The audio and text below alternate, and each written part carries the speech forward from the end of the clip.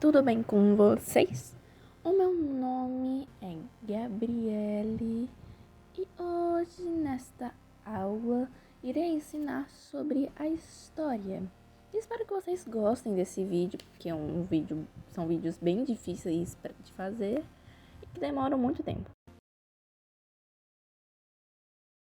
No início da humanidade, diferentes povos sempre buscaram entender sua origem e as explicar por meio dos chamados mitos. Os mitos sempre fazem referência a um tempo impossível de ser datado, e esses povos vão passando esses mitos de geração em geração.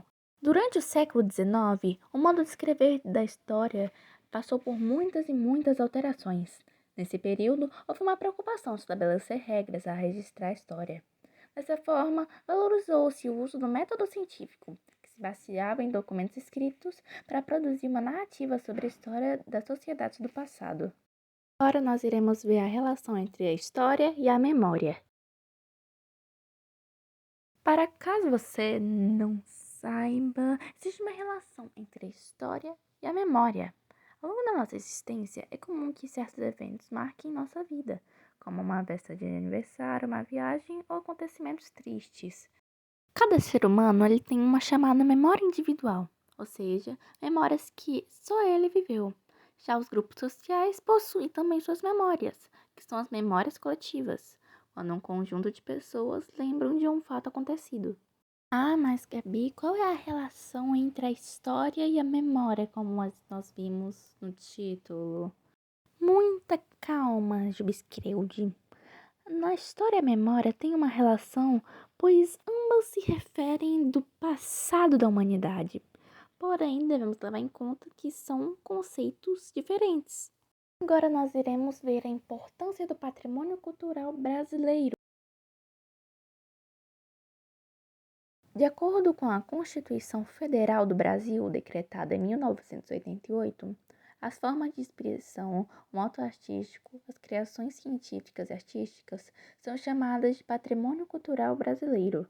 Estes são importantes pois representam a identidade e a memória dos diferentes grupos da sociedade. Agora iremos ver a relação entre o tempo e a história.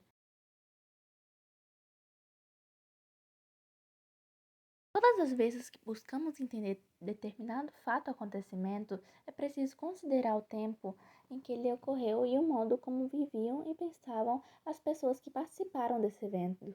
Um jeito de fazer isso é utilizando os calendários. Inicialmente, os calendários se baseavam na observação dos ciclos da natureza, como as fases da lua, as secas, as chuvas e etc. Depois, o movimento aparente do Sol também passou a ser considerado, e o tempo foi dividido em dias, meses e anos. Esse é chamado tempo cronológico. Um dos primeiros e principais calendários da história foi criado pelos egípcios por volta de 6.000 anos atrás. Nessa época, o povo egípcio já vivia próximo à margem do rio Nilo, no norte da África, praticando a agricultura. O calendário deles era marcado pela fase da lua.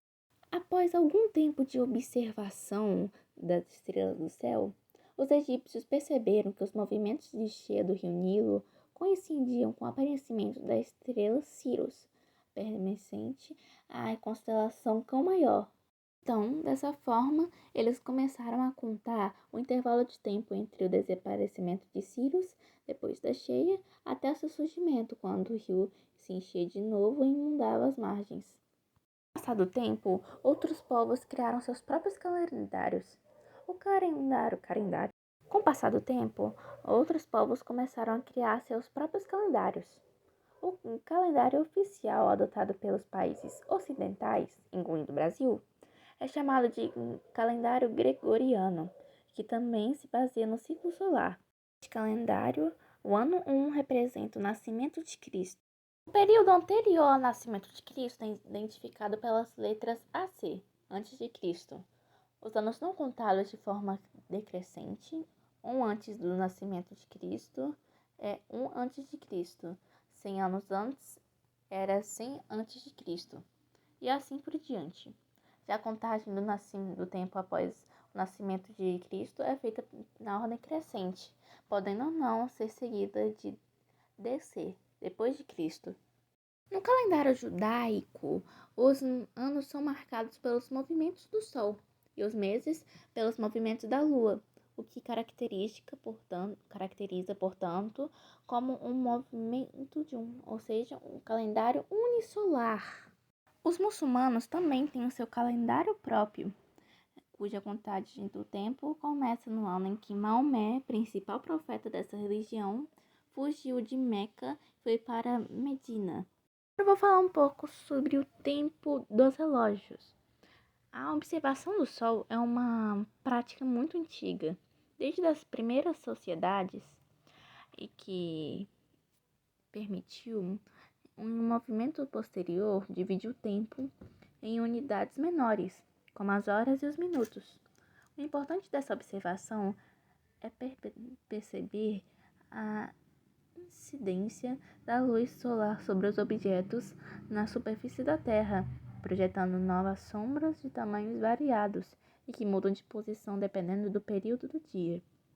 E existem diversos tipos de relógios, como o relógio de água, a ampulheta, o relógio de corda, o pêndulo e os relógios de pulso, que são os mais utilizados atualmente. Contudo, é preciso destacar que as pessoas vivem o tempo de diferentes maneiras. Aqueles que moram em grandes cidades, em geral, têm um ritmo de vida acelerado, com muitas atividades e pouco tempo livre. Os que vivem no campo ou em cidades do interior geralmente conseguem ter um ritmo de vida mais calmo, estabelecendo outra relação com o tempo.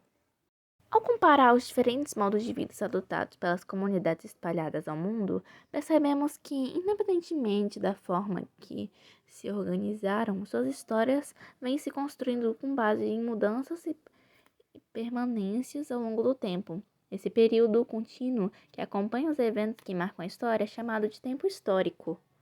Agora iremos ver um pouco sobre a importância da sincronia e da diacronia para o estudo da história.